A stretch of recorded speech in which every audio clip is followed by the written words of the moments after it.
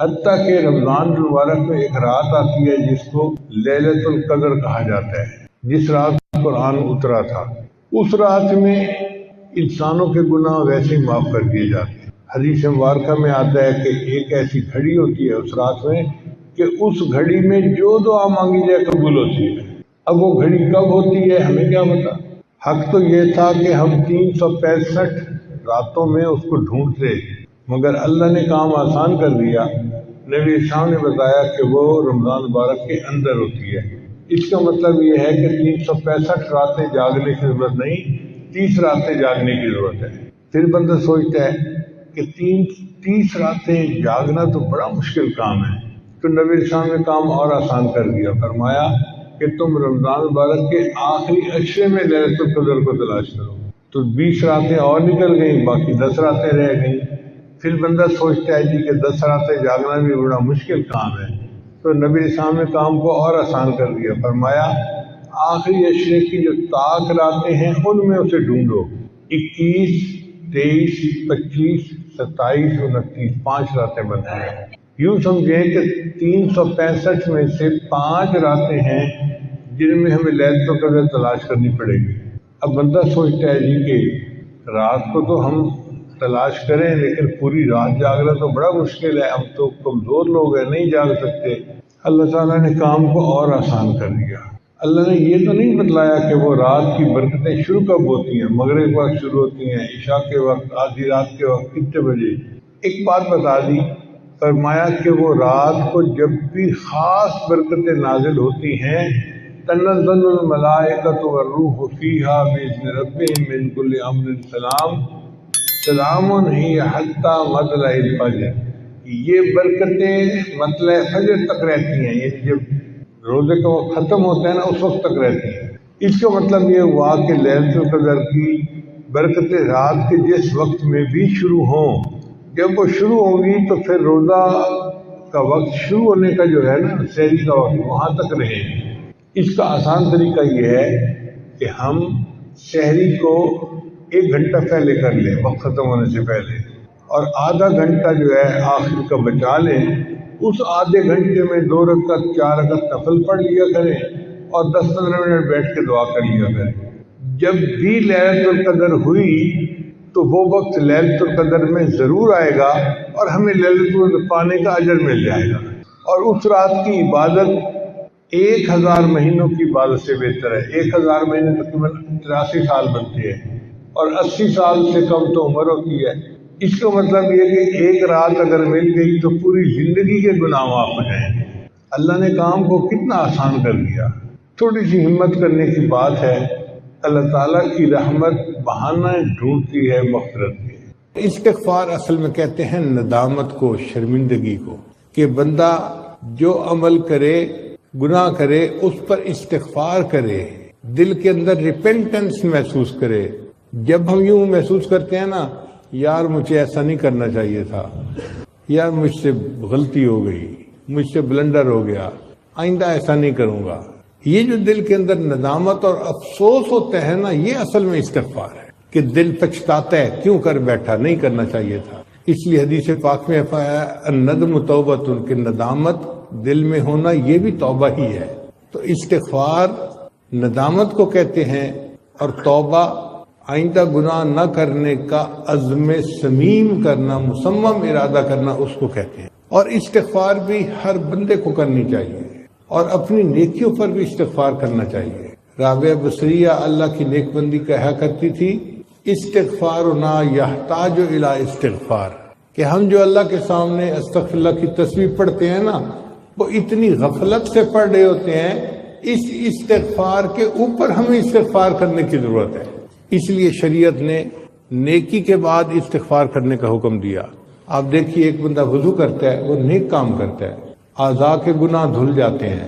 حدیث پاک میں آتا ہے چہرے کے گناہ دھل جاتے ہیں، ہاتھ پاؤں کے گناہ دھل جاتے ہیں، لیکن وضو کرنے کے بعد جو دعا منگوائی گئی اس دعا میں ہے استغفرک و اتوب الیک۔ پھر نماز پڑھنا ایک عبادت ہے، نماز کے بعد بھی استغفار سکھایا گیا۔ حدیث مبارکہ میں نبی اسلام جب نماز کا سلام پھیرتے تھے تو ایک مرتبہ فرماتے تھے اللہ اکبر اور 3 مرتبہ فرماتے تھے استغفر اللہ استغفر اللہ استغفر اللہ۔ بندہ سوچے بھئی کوئی گناہ تو نہیں نہ کیا، نماز پڑھی ہے، اس نماز پر کیا استغفار؟ علماء نے لکھا کہ اصل مقصد یہ تھا نبی علیہ السلام کا کہ اے اللہ جو میں نے نماز پڑھی ہے میں نے آپ کی عبادت کا حق ادا نہیں کیا، اللہ اکبر، اللہ آپ اس سے بھی زیادہ بلند ہیں، اس سے بھی زیادہ اونچی شان والے ہیں۔ اور 3 مرتبہ جو نبی علیہ السلام نے استغفار فرمایا اس کا مطلب یہ تھا اللہ جو مجھ سے نماز میں غفلت ہوئی، کوتاہی ہوئی، اس کو پلیز معاف کر کے میری نماز کو قبول کر لیجئے، قبول کر لیجئے، قبول کر لیجئے۔ یعنی استغفر اللہ کا مطلب یہ ہوا پلیز پلیز پلیز، اللہ جیسی کیسی نماز پڑھی ہے بس اب آپ اس کو قبول فرما لیجیے۔ بندہ اپنے اللہ سے یہ فریاد کر رہا ہوتا ہے۔ حتیٰ کہ ایک آدمی تہجد کی نماز پڑھتا ہے، تہجد کی نماز کتنی بڑی عبادت ہے، اس کے بعد بھی استغفار۔ اللہ تعالیٰ فرماتے ہیں کانوا قلیلا من اللیل ما یہجعون وبالاسحار ہم یستغفرون، کہ وہ میرے بندے جو راتوں کو عبادت کرتے تھے سحری کے وقت وہ بھی استغفار کیا کرے۔ ساری رات عبادت کے بعد بھی استغفار کرنا۔ حج کتنا بڑا عمل ہے کہ ایک آدمی اگر حج مبرور کر لے تو رجع کیوم ولدت امہ، حدیث مبارکہ میں ہے وہ اس طرح گناہوں سے پاک ہو کے واپس لوٹتا ہے جیسے اس کے گناہوں سے پاک تھا جب اس کی ماں نے اس کو جنم دیا تھا۔ اتنا عظیم عمل، اور حج کے بعد بھی استغفار سکھایا گیا۔ چنانچہ اللہ تعالیٰ فرماتے ہیں کہ جب اس کا مطلب یہ ہوا کہ ہر عبادت کے بعد ہم استغفار کرنا چاہیے، اور استغفار سے اللہ تعالیٰ کی برکتیں بہت اترتی ہیں۔ ہماری زندگی کا ہر مسئلہ استغفار سے ٹھیک ہو سکتا ہے۔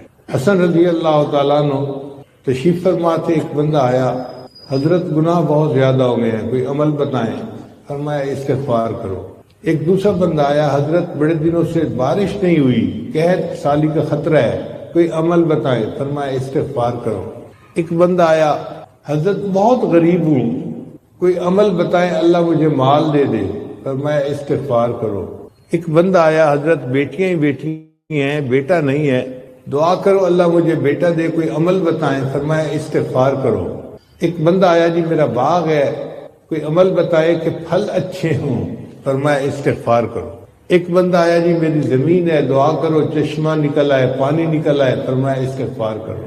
اب سننے والا بندہ بڑا پریشان، حضرت آپ کے ہاتھ میں عجیب نسخہ آ گیا، جو پریشانی لے کے آتا ہے آپ کہتے ہیں استغفار کرو استغفار کرو۔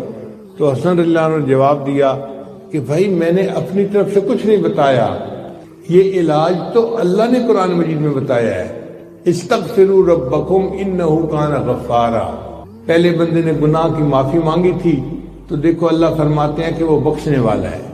پھر یرسل السماء علیکم مدرارا، اللہ بارشیں برساتا ہے، وَيُمْدِدْكُمْ بِأَمْوَالٍ، اور اللہ مال کے ذریعے سے مدد کرے گا تمہاری، وَبَنِينَ، اور بیٹوں کے ذریعے سے مدد کرے گا، وَيَجْعَلْ لَكُمْ جَنَّاتٍ، اور اللہ تعالیٰ تمہارے لیے باغوں کے پھل عطا فرمائے گا، وَيَجْعَلْ لَكُمْ أَنْهَارًا، اور اللہ تعالیٰ تمہارے لیے چشموں کا پانی جاری فرما دے گا۔ تو قرآن مجید سے اس کی ثبوت ملتا ہے کہ استغفار کرنے سے یہ سارے انعام بندے کو مل جاتے ہیں۔ اب آپ غور کریں، ہماری جتنی بھی پریشانی ہے نا وہ انہی میں سے ہوتی ہیں۔ کوئی عورت بیٹا نہ ہونے کی وجہ سے پریشان ہے، کوئی آدمی اپنے رزق کی غربت کی وجہ سے پریشان ہے، تنخواہ کی کمی کی وجہ سے پریشان ہے۔ ان سب کا علاج استغفار کرنے میں ہے۔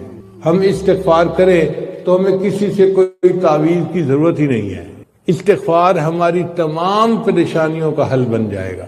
استغفار کا ایک فائدہ یہ بھی ہے کہ بندہ مستجاب الدعوات بن جاتا ہے۔ چنانچہ امام احمد بن حنبل رحمۃ اللہ علیہ کا مشہور واقعہ ہے، ایک مرتبہ انہیں قریبی بستی میں جانا تھا، تو امام صاحب نے سوچا کسی کو خادم کے طور پہ کیا لے کے جانا، میں اکیلا چلا جاتا ہوں اور کام کر کے آ جاتا ہوں۔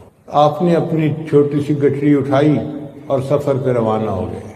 عشاء کی نماز کے وقت ایک بستی میں پہنچے۔ امام صاحب کا خیال تھا کہ میں عشاء کی نماز اس مسجد میں پڑھوں گا اور رات مسجد میں گزار لوں گا، صبح بقیہ سفر کر لوں گا۔ مسجد کا خادم آ گیا، بیٹے میاں مسجد سے نکلے، میں نے تالا لگانا ہے۔ کچھ مسجدیں ایسی ہوتی ہیں نا کہ ان کو تالا لگا دیا جاتا ہے تاکہ نشہ کرنے والے اور چور اچکے قسم کے لوگ مسجد کی چیزیں اٹھا کے نہ لے جائیں۔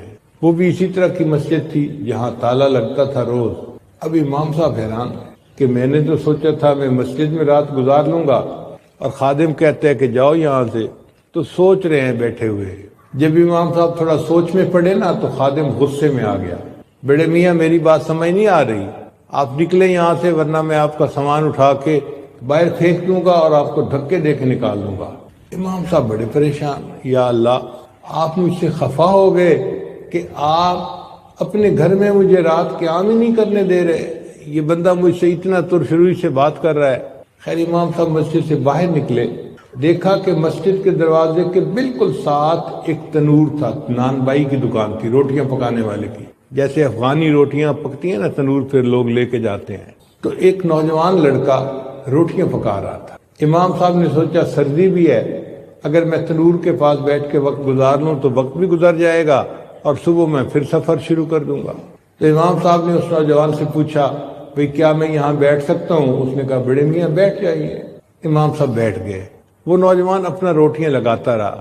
امام صاحب نے ایک عجیب بات دیکھی، وہ جب آٹے کا پیڑا بناتا نا تو استغفر اللہ پڑھتا، پھر روٹی اس کی بناتا تو استغفر اللہ پڑھتا، پھر وہ روٹی تنور کے اندر لگاتا تو استغفر اللہ پڑھتا، پھر جب روٹی پکتی اور وہ تنور سے نکالتا تو استغفر اللہ پڑھتا۔ ہر سٹیپ پہ وہ استغفر اللہ پڑھتا ہی جا رہا تھا۔